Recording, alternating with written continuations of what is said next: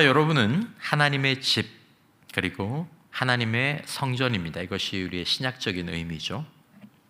누구의 집이냐라는 것을 결정하는 것은 단순합니다. 소유관계를 떠나서 누구의 집이냐라는 것을 결정하는 것은 소유를 포함해서 거기 사는 사람이 누구냐라고 결정하는 거죠. 내가 살면 내 집이고 다른 사람이 살면 다른 사람의 집. 이 아무개의 집은 이 아무개의 소유란 말도 있지만 이 아무개가 사는 게 그 사람의 집입니다. 하나님의 성전, 하나님의 집, 하나님이 거하시는 그 집에 대한 이 개념의 변화는 예수님께서 십자가에서 죽으시고 성령께서 성령 강림하심으로 말미암아 그 개념이 완전히 변화된 굉장히 중요한 의미가 있습니다. 전에는 건물에 머물던, 물건에 머물던 내가 거기에 머물겠다라고 말씀하신 이 하나님의 임재가 이제 우리 안에 머물게 된 그 변화죠. 사도행전 2장 2절에 보면 호련히 하늘로부터 급하고 강한 바람 같은 소리가 있어 그들이 앉은 온 집에 가득하며 마치 불의 혀처럼 갈라지는 것들이 그들에게 보여 각 사람 위에 하나씩 임하여 있다니. 한 사람 한 사람 한 사람. 어떤 사람만 성전이고 어떤 사람은 성전이 아니고 그것이 아니라 각 사람마다 성령이 임하는. 요한복음 14장 16절 예수님께서 말씀하셨습니다. 내가 아버지께 구하겠으니 그가 또 다른 보혜사를 너희에게 주사 영원토록 너희와 함께 있게 하리니. 데살로니가 5장 10절 예수께서 우리를 위하여 죽으사 우리로 하여금 깨어있든지 자든지 자기와 함께 뭐하게요? 살게 하려 하셨느니라. 산다라는 건 이제 거주하는 거죠. 함께 산다. 그건 함께 집에서 거하는 것입니다. 언젠가 말씀드린 것처럼 인간이 갖고 있는 독특한 기능 가운데 하나는 인간은 영이 거하는 공간, 그러니까 영의 집이 될 수 있다는 것입니다. 독특한 면이죠. 영이 거할 수 있는 영의 집이 될 수 있다는 것입니다. 성경은 인간을 계속 이렇게 영이 거하는 집으로 묘사합니다. 우리가 잘 아는 계시록 3장 20절에도 예수님께서 예수님께서 이렇게 말씀하시죠. 볼지어다 내가 문 밖에 서서 두드리노니 누구든지 내 음성을 듣고 문을 열면 내가 그에게로 들어가 그와 더불어 먹고 그는 나와 더불어 먹으리라. 문은 어디 있습니까? 집에 있죠. 사람을 무엇으로 묘사하십니까? 집이라고 묘사하시고, 그리고 주님, 이 영이신 하나님이 들어가서서 함께 거하고 먹을 수 있는 그것이 바로 사람이라는 존재다라는 것입니다. 그게 우리라는 거죠. 그게 나라는 거죠. 이걸 잘 생각할 필요가 있습니다. 자, 근데 이 집은 때로는 우리가 사는 집에 도둑이 들어올 수도 있는 것처럼, 또 나쁜 사람이 들어와서 머물 수도 있는 것처럼 우리의 외적인 집은 그대로인데 그 안에 거하는 영은 다른 영이 거할 수도 있는 거죠. 그래서 성경은 이것을 얘기할 때 문을 열어놓지 말라라고 성경은 얘기합니다. 너희는 영의 집이 될 수 있는데 다른 악한 영이 너희들에게 거하지 않도록 그 영이 들어올 수 있는 문을 열어놓지 말고 문을 잘 단속해라 라고 얘기를 하죠. 대표적인 문들이 어떤 문들입니까? 죄의 문, 그리고 특별히 분노와 원망의 문, 미움과 용서하지 않는 그런 마음의 문은 악한 영들이 들어오는 문입니다. 문제는 그런 영들은 우리의 허락을 받고 들어가도 됩니까? 라고 하지 않고 열려 있으면 도둑놈처럼 허락을 받지 않고 문이 열렸네, 내가 들어가서 훔쳐야 되겠다라고 이렇게 온다라는 것입니다. 그게 도둑질하는 영이라고 예수님이 말씀하시는 거죠. 우린 이것은 이제 오늘의 주제는 아니지만 잘 기억해야 되는 부분들입니다. 이거는 우리가 신앙생활하면서 혹시 내가 영의 집인데 지금 내 영의 집의 문을 그냥 열어놓고 다니는 건 없는가? 그로 인해서 우리 보이지 않고 때로 느껴지지 않지만 악한 영이 우리에게 와서 역사할 때, 또 우리를 혼란에 빠뜨리고 또 우리를 속일 때 우리에게 많은 피해들이 발생을 하게 되는 거죠. 자, 하나님은 영이십니다. 그리고 선하신 하나님은 우리 안에 어떻게 들어오십니까? 영접하는 자에게 들어오시고, 그리고 들어오신 하나님은 인격적으로 우리의 의지와 우리의 태도를 존중하시면서 우리와 함께 살아가길 원하시죠. 그러니까 믿음을 요한복음 1장 12절은 뭐라고 얘기하고 있습니까? 영접하는 자, 곧 그 이름을 믿는 자라고 얘기를 하는 것입니다. 영접이 뭐죠? 어서 오세요. 들어오세요. 여기 사세요. 이게 영접이죠. 그걸 믿음이라고 얘기한다는 것입니다. 여러분, 예수를 믿는다라는 것은 예수를 내 영의 집으로 모셔드리는 것인 줄 믿습니다. 이게 믿음입니다. 그러니까 예수님이 십자가에서 죽으셨어, 부활하셨어, 나는 그것을 믿어. 이것이 산 믿음, 능력 있는 믿음의 전부가 아니다라는 것입니다. 그거는 믿음의 한 부분입니다. 믿음은 인격적인 영이신 하나님을 모셔드리는 것이고, 믿음은 내 이 집에 사실은 주인이 바뀌는 게 믿음이고, 그리고 그 집이 나의 집에서 하나님의 집으로 변화되는 것입니다. 이제 내 영의 집은 내 집, 내가 사는 집이 아니라 이제 이 영의 집은 누구의 집이에요? 하나님이 사시는 집이야. 그리고 하나님의 집이야. 이게 믿음 생활입니다. 자, 오늘 본문으로 들어가서 하나님의 궤는 하나님의 임재를 상징하는 것입니다. 하나님이 하나님의 임재를 두시겠다라고 말씀하신 하나님의 궤에 대해 잠시 묵상할 필요가 있습니다. 왜냐하면 이 보이는 하나님의 임재에 관해서 얘기하신 이 보이는 하나님의 이 궤는 오늘날 보이지 않는 하나님의 임재를 이렇게 설명해주고 이해할 수 있도록 우리들에게 이제 제시해주는 말씀이기 때문에 그렇죠. 자, 사진에 보이는 이 궤는 모세가 하나님이 주신 설계도를 따라서 만든 것입니다. 뭐 정확한 묘사라고 할 수는 없습니다. 하나님께서 모세에게 이렇게 만들라라고 얘기하실 때 글로 기록되어 있었고, 아마 모세는 그 말씀을 들으면서 그냥 글로만 이해한 것이 아니라 어떤 영감으로 정확하게 하나님의 의도하신 그 이미지가 있었을 거고, 또 그것들을 이 성막의 물건들을 제작하는 부살렐과 오홀리압 이런 사람들에게 이제 전하고 얘기를 했겠죠. 어쨌든 뭐 이렇게. 자, 오늘 본문에서 이 궤를 이제 다윗이 여호나답의 집에서 아비나답의 집에서 올려가지고 오는데, 이 궤를 옮길 당시 이 궤 안에는 처음에 들어있던 세 가지 물건 가운데 하나밖에 남아있지 않았습니다. 원래는 이 하나님의 궤 안에는 하나님의 율법이 적힌 돌판, 그리고 아론의 이 싹이 난 지팡이, 그리고 만나를 담았던 금 항아리, 이 세 가지가 원래 있었지만 오늘 본문에 나오는 이 당시에는 돌판만 남아 있었습니다. 역대하 5장 10절에 보면 궤 안에는 두 돌판 외에 아무것도 없으니 이것은 이스라엘 자손이 애굽에서 나온 후 여호와께서 그들과 언약을 세우실 때 모세가 호렙에서 그 안에 넣은 것이라. 돌판밖에 없는 거죠. 자, 우리는 이 본문을 보면서 하나님의 궤 속에는, 하나님의 임재를 말씀한 이 궤 속에는 하나님의 말씀이 담겨 있었다라는 이 사실이 무엇을 암시하는지를 생각해 볼 수 있습니다. 여러분, 누군가의 말은 누군가의 인격을 담고 있습니다. 누군가의 말에 영향력이 미치는 곳, 그리고 누군가의 말이 닿는 곳은 거기까지 그의 인격이 연장되는 것입니다. 이게 말은 인격과 호환될 수 있죠. 주님의 말씀이 계신 곳에 주님이 계시는 줄 믿습니다. 성경이 우리에게 말씀하고 있는 바죠. 그러므로 말씀이 바르고 말씀이 풍성한 곳에 동일하게 주님의 임재 역시 바르고 풍성하게 됩니다.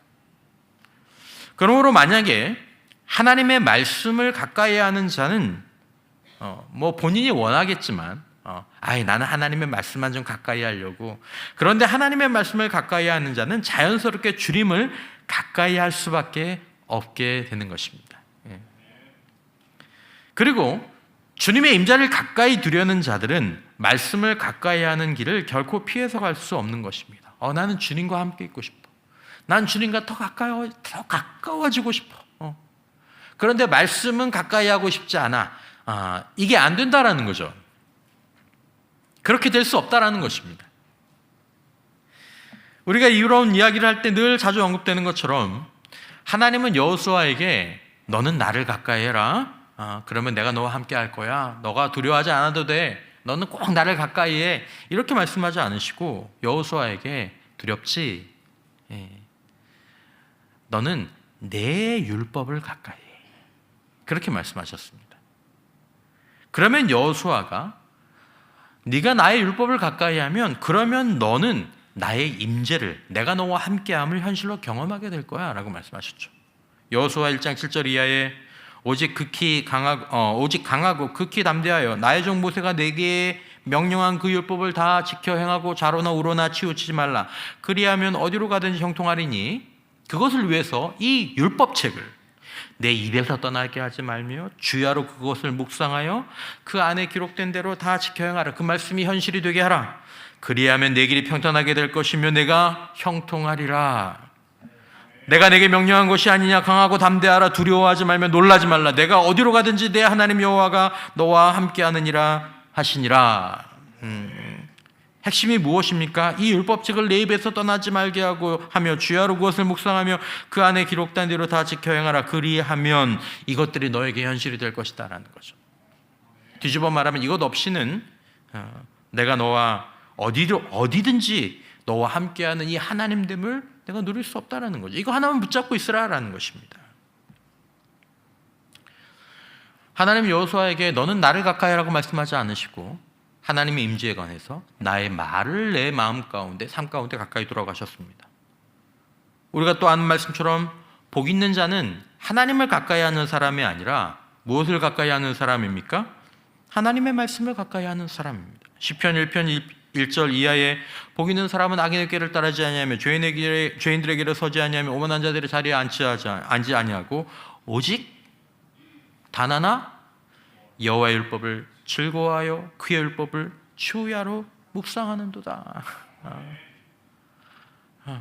이게 복받는 길이고 이게 하나님을 가까이 하는 거의 유일한 길이다라는 것입니다. 그러니까 만약에 누군가 내가 하나님의 함께 하심을 구하고 내가 복 있는 자가 되기를 바라면서 하나님의 말씀을 하루에 한 번도 펴지 않고 하루에 말씀 한 장을 생각하며 있는 것조차 소홀히 하면서 하나님의 함께 하심과 형통하심과 복 있는 자가 되기를 바라는 것은 성경이 제시하지 않는 길을 요구하는 것이죠. 그건 불가능한 일입니다. 그건 불가능한 일입니다. 그러니까 신구약 전체를 통해서 불가능한 일이죠. 하나님의 임재는 하나님의 말씀을 통해서 우리의 삶의 현실이 됐다.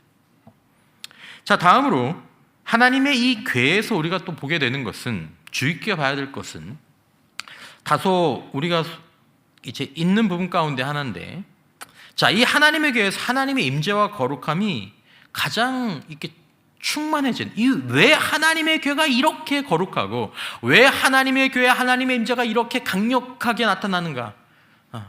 이 당시 인류 역사상 가장 하나님의 임재가 강력했던 물건이 이 하나님의 궤거든요. 이거보다 더 강력하게 하나님의 임재가 머물겠다고 하나님께서 정하신 곳이 없습니다. 가장 성물 중에 성물 하나님의 궤. 뭐가 그렇게 그걸 금으로 발라서? 아니에요. 근데 우리는 그 안에 하나님의 돌판이 있어서 그렇다고 생각할 수 있죠. 틀린 얘기 아닙니다.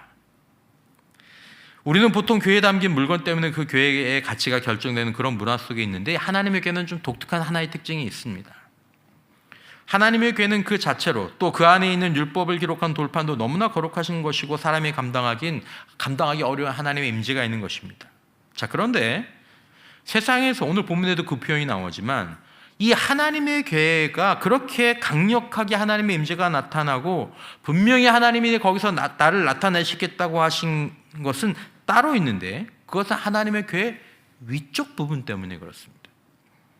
이 출애굽기의 이 핵심 구절이 나오는데, 출애굽기 25장에 새벽에도 좀 본 말씀이지만, 금으로 그룹 둘을 속죄소 두 끝에 쳐서 만들되, 이렇게 탁탁탁탁 이렇게 때려서 막 이렇게 서로 이렇게 따로 만들어서 붙이지 말고 한 장으로 이렇게 두드려서 만들라는 거죠. 속죄소가 저 윗부분을 얘기하는 것입니다. 제가 일부러 뚜껑이라는 표현을 좀 이렇게 자제하고 윗부분이라고 말씀을 드립니다. 한 그룹은 이 끝에, 또 한 그룹은 저 끝에, 곧 속죄소 두 끝에 속죄소와 한 덩이로 연결할지며, 그룹들은, 이 천사와 같은 이 그룹들은 날개를 높이 펴서 그 날개로 속죄소를 덮으며 얼굴을 서로 대하여 속죄소를 향하게 하고 속죄소를 궤 위에 얹고, 뚜껑이라고 얘기하지 않죠? 속죄소라고 얘기합니다. 얹고 내가 네게 줄 증거판을 궤 속에 넣어라. 거기서 내가 너와 만나고 속죄소 위, 곧 증거궤 위에 있는 두 그룹 사이에서. 조지점이죠. 좀 독특하게 묘사가 되어 있죠. 조 사이. 예. 살짝 저 그림은 제가 일부러 이 원으로 이렇게 살짝 어떤 지점을 표시해서 조 사이에서 내가 이스라엘 자손을 위하여 내게 명령할 모든 일을 내게 이르리라. 그러니까 역사상 가장 거룩하고 신비로운 공간이 바로 저 공간입니다. 저 속죄소 중에서 저 가운데 공간, 날개들 밑에 그룹들이 얼굴을 대해서 향하는 그곳. 그러니까 여러분이 하나님의 궤는 보시면 엄밀히 두 부분으로 나누어진다고 보아야 합니다. 돌판이 담긴 궤와 궤 위에 놓이는 속죄소. 저건 뚜껑이 아닙니다. 하나님의 궤는 엄밀히 얘기하면 이 덮개가 없습니다. 속죄소가 있고 속죄소가 덮개 역할을 일부 하는 거죠. 자, 저기에 저 부분에 대제사장이 성소에 들어가서 1년에 한 번 피를 가지고 들어가서 거기에 뿌리는 것이 바로 속죄소입니다. 백성의 죄를 위해서 죄를 위해서 이 피를 흘렸으니 이제 이 죄를 용서하여 주시옵소서. 제사장들이 제사장이 저거를 똑바로 보지도 않아요. 일부러 연기를 팍 펴가지고 막 거의 막 연기 속에서 잘 보이지도 않는데 거기다가 피를 뿌리고 나오게 돼 있어. 하나님을 만날 수 있는 곳, 하나님의 명령을 듣는 곳, 예수 그리스도의 십자가 속죄가 있기 전에 하나님의 임재가 가장 강력하게 나타나고 내가 거기서 만나겠다고 말씀하신 것이 바로 저곳입니다. 1년에 한 번 짐승의 피를 뿌려서 죄를 속하는 그곳에서 하나님의 가장 강력한 임재를 드러내셨고 거기서 말씀하셨습니다. 오늘 본문에도 그렇게 나오죠. 자, 그렇다면 이제 우리가 하나님의 임재에 대해 생각할 때 하나님의 임재를 가장 강력하게 드러내시며 말씀하시는 것이 어디이고 언제 있겠느냐라는 것이죠.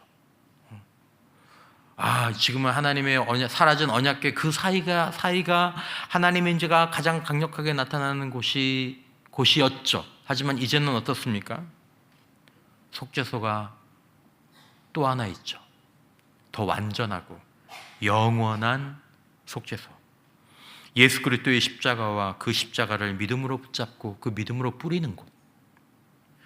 여러분, 하나님과 동행하고 하나님의 임재를 모시고 살아가길 원하는 오늘 우리는 우리의 마음과 생각의 궤에 하나님의 말씀을 담고 가까이 하되 속죄소를 품고 살아가라는 교훈을 얻게 되는 것입니다. 하나님 만나고 싶어?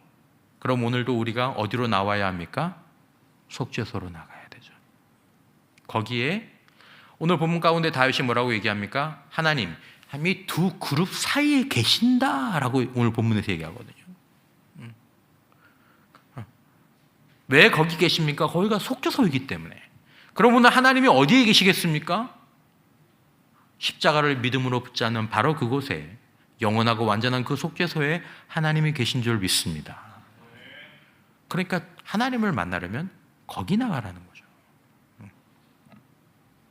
날 위해 십자가에서 생명의 피를 흘리신 그 아들의 피를 내가 받아서 나의 죄 때문에 나를 위해 흘리신 아들이 그것이 나를 위해 흘리신 아들의 이 생명의 피라는 사실을 그것들을 내가 믿음으로 받고 그것들을 내가 믿음으로 뿌리는 곳.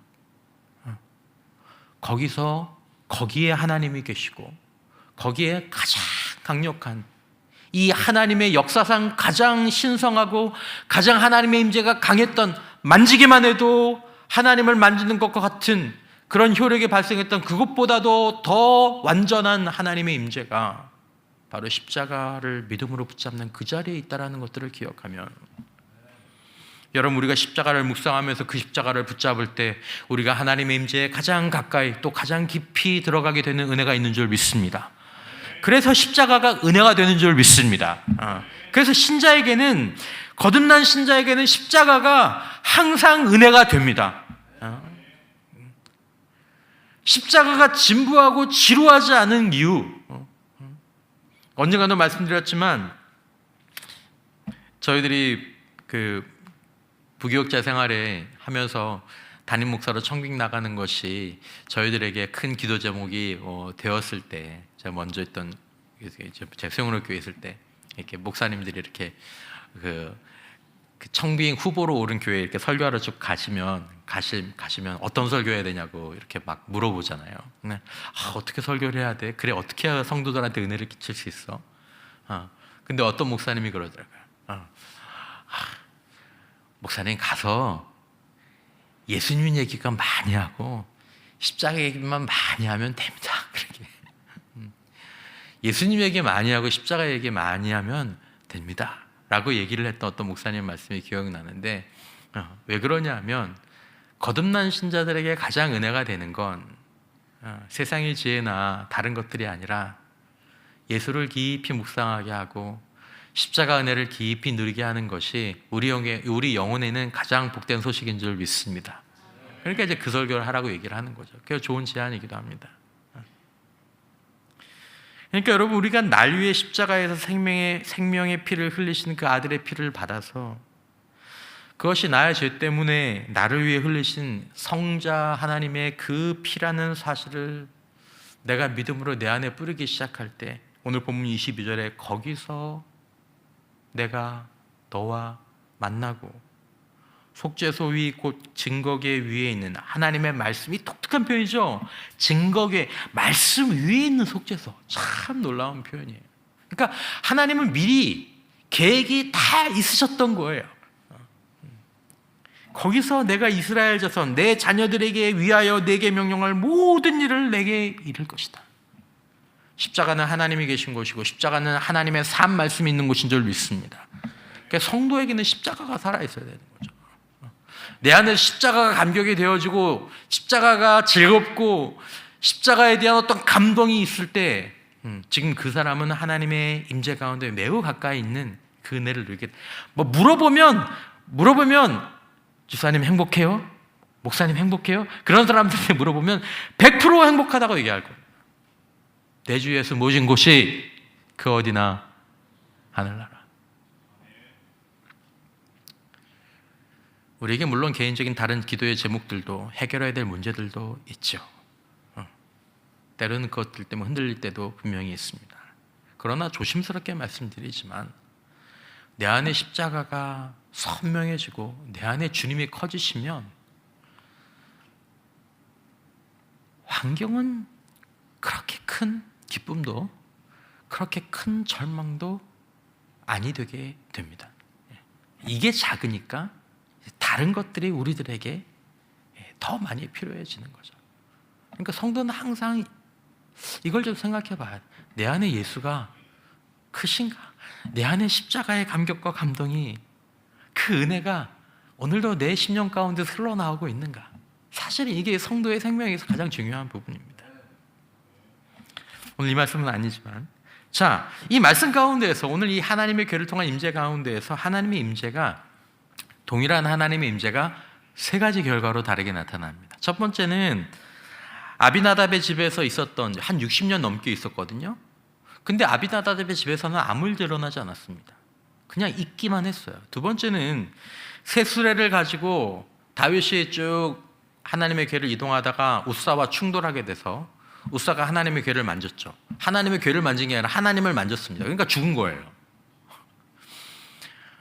거룩하신 하나님을 이 피조물이 이 죄덩어리가 만졌으니 태양보다 더 강렬한 그 하나님의 임재에 손을 대었으니 태양 앞에서 우리가 태워지는 것처럼 죽는 게 당연하죠.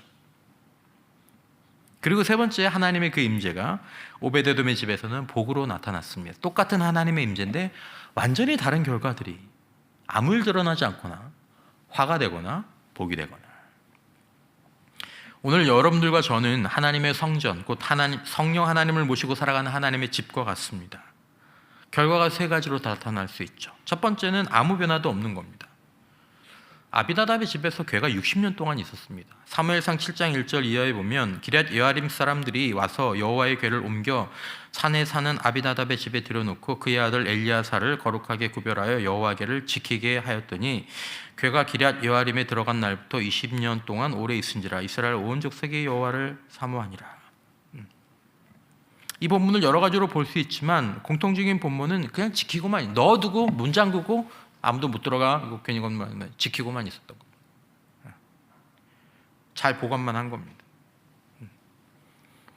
이건 우리의 심령의 어떤 상태를 의미할 수도 있죠. 하나님의 임재가 있어요. 그냥 있기만 해요. 관계도 없고 소통도 없고 그냥 있기만 한 거죠. 두 번째, 하나님의 임재가 충돌한 경우입니다. 오늘 본문이죠. 다윗이 하나님의 궤를 자기에게로 옮겨오려고 하면서 똑똑한 사람 아닙니까? 엄청난 전략가이고 지혜가 있는 사람이고, 하나님의 궤를 어떻게 옮겨오면 좋을까? 거리가 굉장히 멀고 이러니까 제일 좋은 건 수레에 딱 얹어서 그렇게 오면 되겠다. 수레에 오면서. 이 믿음이 없는 사람이 아니고 얼마나 믿음이 있고 열심히 있던 사람입니까? 그러니까 하나님의 궤를 담는 거니까 수레를, 야, 쓰던 수레, 좋은 수레 갖고 와, 그렇게 하지 않고 무슨 수레에 실었습니까? 새 수레.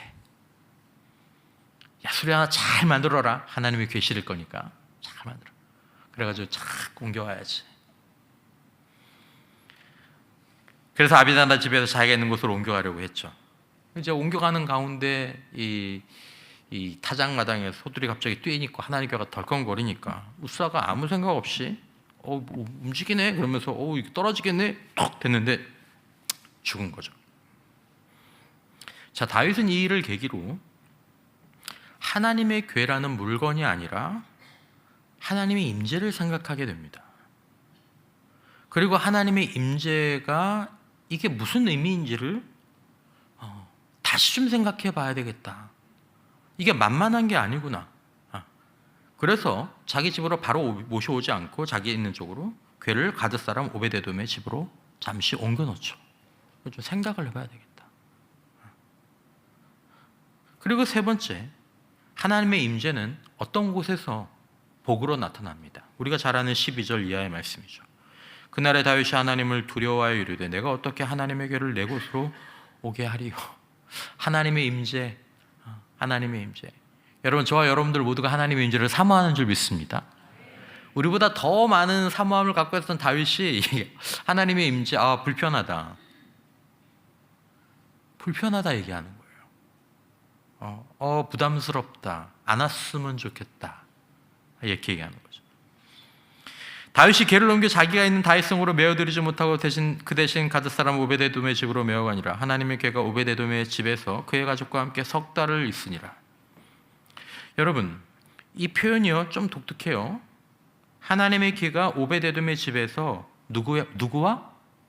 그의 가족과 함께 석 달을 있으니라. 기럇 여아림에 나오는 아비나답의 집에 있었던 표현하고 이게 좀 다릅니다. 여기까지 들어가는 게 맞는지 모르겠지만 들어가는 게 맞는 것 같아요. 거기서는 엘르아살을 통해서 지키게 했어요. 하나님의 궤를 지키게 했어요. 근데 오베데돔의 집에서는 하나님의 궤가 그의 가족과 어떻게 있었어요? 함께 있었습니다.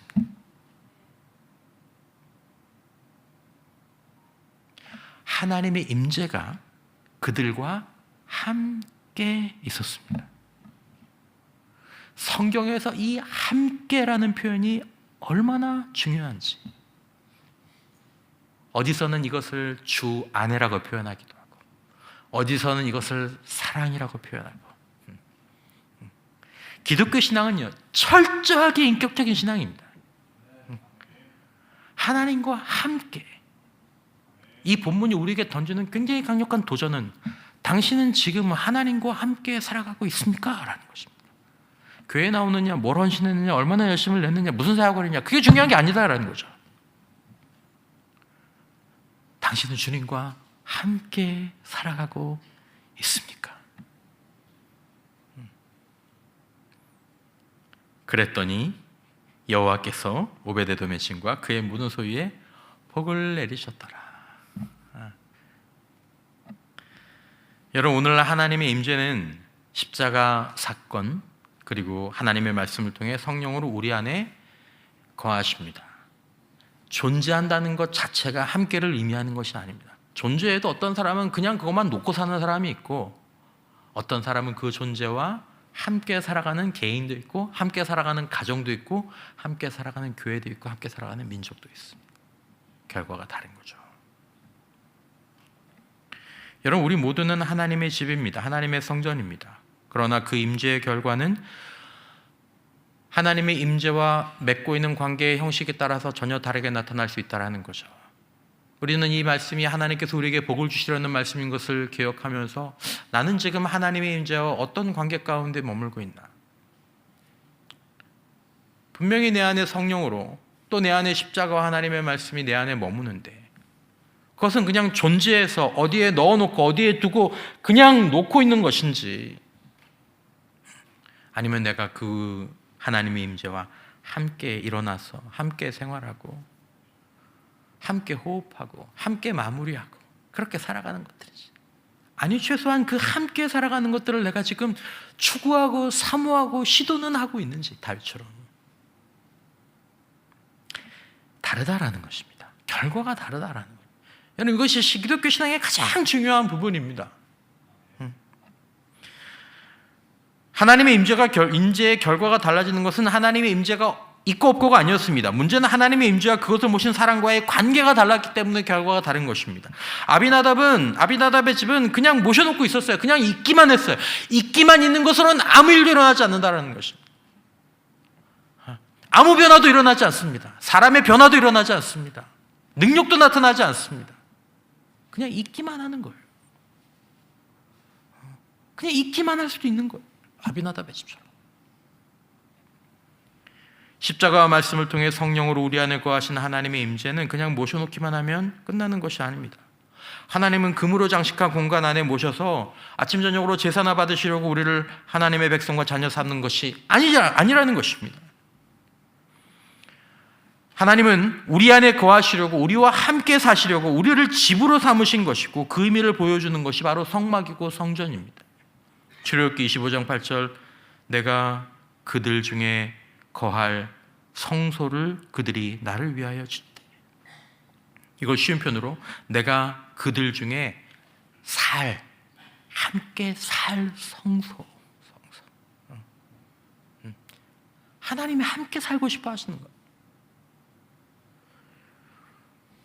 이런 하나님의 임재를 놓고 우사는 하나님의 임재와 충돌하여 죽었고, 다윗은 굉장히 씁쓸한 실패를 한번 경험하게 되죠. 이건 무엇을 의미합니까? 하나님의 임재를 우리가 입맛대로, 우리의 마음대로 주장할 수 있는 것이 아니다. 그렇게 하면 안 된다라는 것을 이 사건이 우리에게 보여주는 것입니다. 다윗은 자기 판단과 생각대로 하나님의 임재를 주관하려고 했습니다. 하나님의 궤가 거룩한 걸 어느 정도 알고 있었어요. 이게 중요하다라는 것도 알고 있었고, 이것이 의미가 있다는 것도 알고 있었습니다. 그런데 문제는 자기가 주체가 되려고 했던 거죠. 내가 열심과 정성을 다해서 새 수레를 준비해서 하나님의 궤를 옮기려고 했는데 그게 뭐가 그렇게 잘못된 일이냐라고 물을 수 있습니다. 그런데 여러분, 우리의 영적인 타락이 어디서 시작되고 어디서부터, 언제부터 신자가 또 사역자가 잘못되는지 우리가 절대로 잊지 말아야 되는데, 우리가 이것을 잘 잊어버리곤 합니다. 왜냐하면 이게 하나님의 눈에 보이지 않거든요. 대신 하나님의 임재가 무엇을 통해서 나타납니까? 하나님의 교회, 하나님의 사람들, 하나님의 일, 이런 것들을 통해서 하나님의 일들이 나타나거든요. 그것이 중요하다고 우리가 얘기를 하고, 그것이 거룩하다고 우리가 얘기를 하지만 우리가 보기에는 만만한 거죠. 그거 뭐 내가 왕인데 수레 만들어서 거기다 딱 꽂으면 그거 괜찮지 않아? 그러면 좋을 것 같은데? 여러분, 영적인 타락과 망하는 길은 결국은 죄로 드러나긴 하지만 그 출발점이 언제부터 시작되냐면 주인이 바뀌어버리는 데부터 있습니다. 주인이 바뀌어버려요. 제사를 많이 드리고 열심히 드리고 찬양도 열심히 하고 성전도 짓고 다 좋습니다. 그런데 거기에서 내가 중심이 되고 하나님이 중심이 되지 않으면 그것이 영적 타락이고 큰 실수가 됩니다. 그것이 가장 큰 죄의 출발점이 됩니다. 근데 그걸 잘 몰라요. 내가 열심히 하면 되지, 내가 잘하면 되지. 내가 중심이 되는 거예요. 이게 심각한 문제라는 걸 깨닫지 못하면 절대로 그 성도는 교회의 덕이 될 수도 없고 본인이 은혜 생활을 잘 유지할 수도 없습니다. 못 행복해요. 하나님의 임재의 복을 누릴 수 없다라는 것입니다. 하나님이 거절하세요. 여러분, 이게 정말 중요한 것입니다. 다윗이 깨달은 것이 무엇입니까? 내가 뭘 얼마나 하는 게 먼저가 아니라, 한 번만 따라서 해주십시오. 순종이 먼저구나. 순종이 먼저구나. 하나님이 어떻게 하길 원하실까? 하나님이 어떻게 하길 원하실까? 내가 어떻게 하고 싶은지가 중요한 게 아니라, 내 판단이 중요한 게 아니라 하나님의 판단과 하나님이 어떻게 하기를 원하실까라는 것이 중요한 것이죠. 이 하나님의 궤를 보면서, 하나님의 사람을 보면서, 하나님의 사업을 보면서, 하나님의 교회를 보면서 그걸 내가 하겠다고 여러분, 이게 정말 위험한 겁니다. 지금 당장은 죄를 짓지는 않지만 이게 정말 위험한. 그렇게 살면 하나님의 임재의 복을 누리지를 못합니다, 여러분. 이게 제일 안타까운 거예요. 하나님의 임재가 중심이 되어야 하는구나, 내가 아니라. 그걸 이 사건을 통해서 다윗이 깨닫는 것입니다.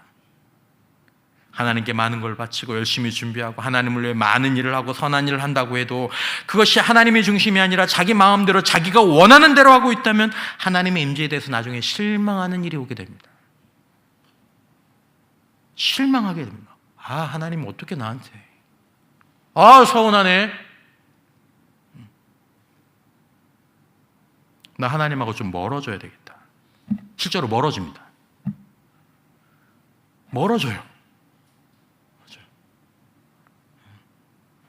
다윗이 고민하던 것처럼 고민하게 되는 거죠. 여러분, 이건 오늘날에도 반복되는 것입니다. 여러분들과 제가 중심이 되면 이 길은 계속 반복됩니다. 하나님과 더 가까워지지 않습니다. 하나님의 임재는 점점 멀어져 가고 내 삶의 영적인 기운들은 점점 사라져 가고. 여러분, 우리의 문제가 어디서 시작될 수 있습니까? 열심과 헌신이 부족할 수도 있습니다. 열심과 헌신이 꼭 필요하죠. 하지만 열심과 헌신을 방패로 자꾸만 하나님 중심이 아니라 내가 중심이 되는 것들을 여러분, 이걸 돌리지 않으면, 이게 결정적으로 언젠가 이게 터닝이 딱 되지 않으면 이건 계속 문제 상태로 남아있는 겁니다.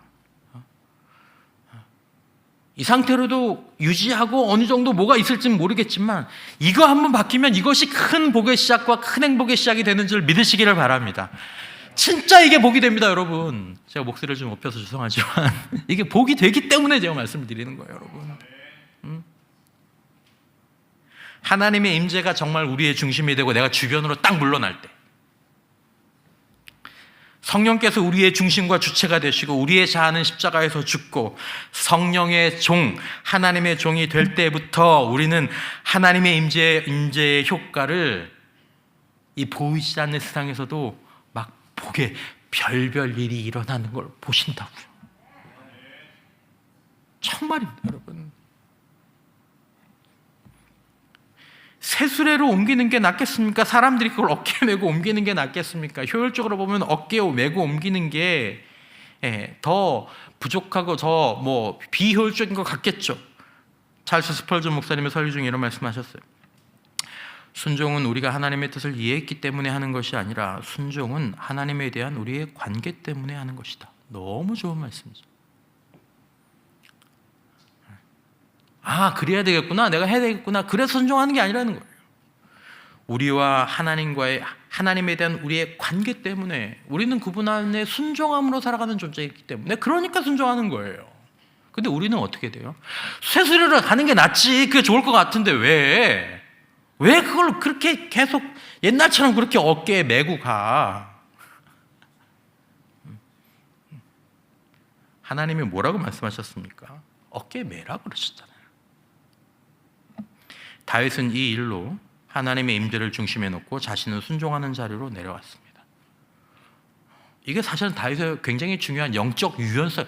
다윗은 자기가 틀렸다는 걸 딱 깨닫게 되면, 그것들을 지적받으면 돌이키는 이 은혜가 있었습니다. 그러니까 다윗이 살았죠. 그 큰 죄를 짓고도. 잘못했습니다. 하나님, 제가 바꿀게요. 우리가 이 바꾸는 게 잘 안 되거든요. 끝까지 세수레로 간대. 한 번 더.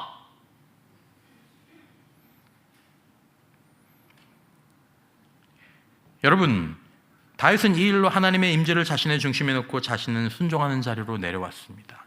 말만 내려오는 게 아니라 실제로 내려오는 것입니다. 여러분, 우리는 하나님의 임재 그리고 성령께서 우리의 중심이 되셔야 된다는 것을 알고 압니다. 근데 아는 것하고 그렇게 사는 것하고는 완전히 다른 얘기입니다.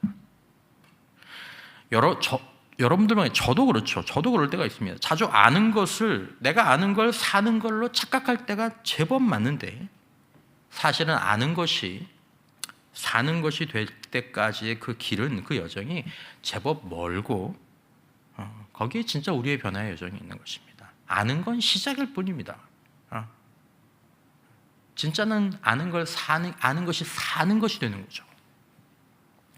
순종이 아닌 열심과 헌신, 순종이 아닌 열심과 헌신. 때로 우리는 착각을 하죠. 아유, 이런 열심, 이런 헌신된 사람이 얼마나 몇 명이나 있어. 여러분, 그런 순종이 아닌 헌신과 열심을 성경은 사울왕의 열심과 헌신이라고 얘기하죠. 버림받은 왕은 열심과 헌신이 있었습니다. 사울이 열심과 헌신으로 불순종을 합리화하려고 했죠.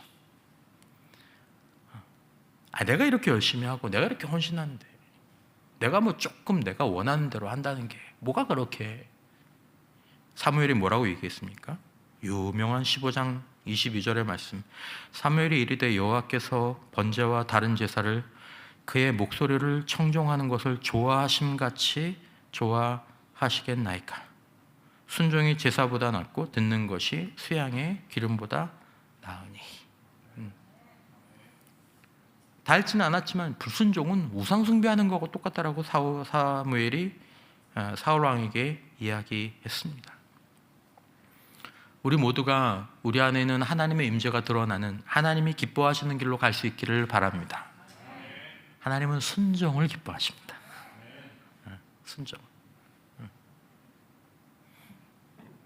보이는 것은 하나님의 교회입니다.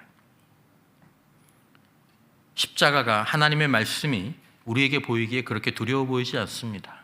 그렇게 보이면 그렇게 행하죠. 근데 그렇게 보이지 않으니까 그걸 이렇게 만만하게 생각을 하는 거죠. 하나님의 임재는 그렇게 작고 만만해 보이는 것들 뒤에 있습니다. 그러니까 우리가 자꾸 하나님의 임재를 의식하지 못하는 것일 수 있지만 다윗은 그 눈이 바뀌어졌죠. 하나님의 임재는 어깨로 옮깁니다. 하나님께서 이런 일이 있을까 봐 레위 자손, 특별히 하나님의 교회를 어깨로 매는 이 고앗 자손에게는 생활에 쓸 수레도 주지 않으셨습니다. 민수기 7장 6절 이하에 보면 모세가 수레와 소를 받아 레인에게 주었으니 다 줬어요. 게르손 자손들에게는 그 직임대로 수레들과 소 4마리를 주었고 므라리 자손들에게는 그들의 직임대로 수레넷과 소 8마리를 주고 제사장 아론의 아들 이다말에게는 감독하게 하였으나 고앗 자손에게는 주지 아니하였으니 그들의 성소의 직임은 그 어깨로 매는 일을 하는 까닭이었더라. 그들에게는 어깨가 필요했을 뿐. 하나님의 임재를 존중하는 법을 배우지 못했던 다윗이 이 일로 깨어지죠. 여러분, 우리에게 필요한 것은 하나님의 임재 안에서 살아가길 소원하고 그 임재를 갈망하고 우리도 오베데돔의 짐과 같은 그런 복을 받는 그런 개인과 가정의 교회를 소망하는 저와 여러분들은 오늘 이 말씀 앞에서 하나님의 임재 앞에 자기 주장의 쇠수레를 내어놓고 순종의 낡은 어깨를 드려야 될 필요가 있는 것이죠. 다윗처럼 15장 13절 전에는 너희가 매지 아니하였으므로 우리 하나님 여호와께서 우리를 찢으셨으니 이는 우리가 규례대로 그에게 구하지 아니하였습니다. 내가 잘못했어요. 내가 잘못했다는 얘기입니다. 우리가 규례대로 하지 않았다. 우리가 읽기는 쉽지만 우리의 삶에 적용하는 건 쉽지 않습니다. 내가 잘못했던 것 같습니다.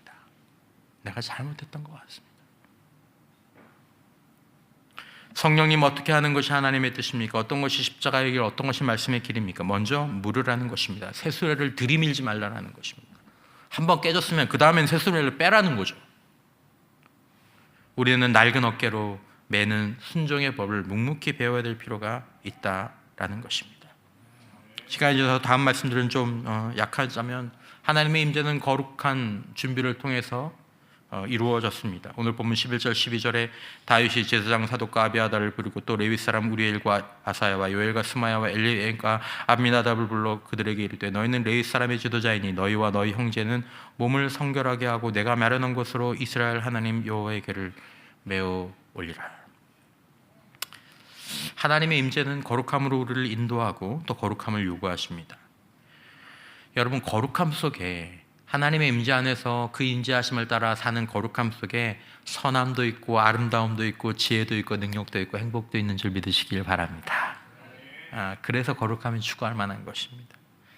마지막으로 하나님의 임재는 쉼없이 교제하며 동행하는 가운데 하나님의 임재가 현실로 경험이 됩니다. 하나님의 임재가 중심에 놓여지고 그 하나님의 임재와 함께 그분이 주인이 되고 그분이 중심이 되어서 그분과 오베데돔의 집 가족들처럼 함께 살아나갈 때 그분이 우리의 일상에 개입하시고 그분의 임재가 우리의 말에 개입하고 우리의 생각에 개입하고, 여러분, 우리의 말과 우리의 생각과 우리의 가치와 우리의 삶의 개입 부분까지 하나님께서 우리와 함께 하시길 원하시는데 그것들이 이루어지려면 어떻게 되어야 되겠습니까? 우리가 그분께 내어드려야 합니다. 모셔드려야 합니다. 물어야 합니다. 인정해야 합니다. 하나님 저와 함께 하셔서 기쁩니다. 지난주에 말씀드린 것처럼 성령님 저를 제 안에 머무셔서 저를 하나님의 성전 삼아주셔서 감사합니다. 어떻게 생각하기를 원하십니까? 어떻게 말해야 할까요? 저를 도와주세요. 어떻게 생각해야 될까요? 저는 못하는데 성령님 해주세요. 성령님 인도해 주세요. 그렇게 계속 내어드릴 때 이 인격적인 성령 하나님께서 예수 그리스도께 십자가에서 마련하신 그 하나님의 그 거룩한 임재와 능력을 우리의 삶 가운데 온갖 것으로 흘려보내주신다고 말씀하셨습니다. 여러분, 우리가 누리는 것은 아직 작은 것입니다. 저와 여러분들이 우리에게 주어진 가장 큰 하나님의 선물, 하나님의 그 임재의 복을 오늘 이 말씀처럼 순종의 어깨로 메어가고 거룩함으로 메어가고 신실한 교제로 메어드리는 가운데 하나님의 임재가 우리에게 그냥 아무 일도 일어나지 않는 것이 아니라, 우리와 충돌하는 것이 아니라 오베데돔의 집처럼 복이 되는 은혜가 있게 되시기를 주님의 이름으로 축원합니다.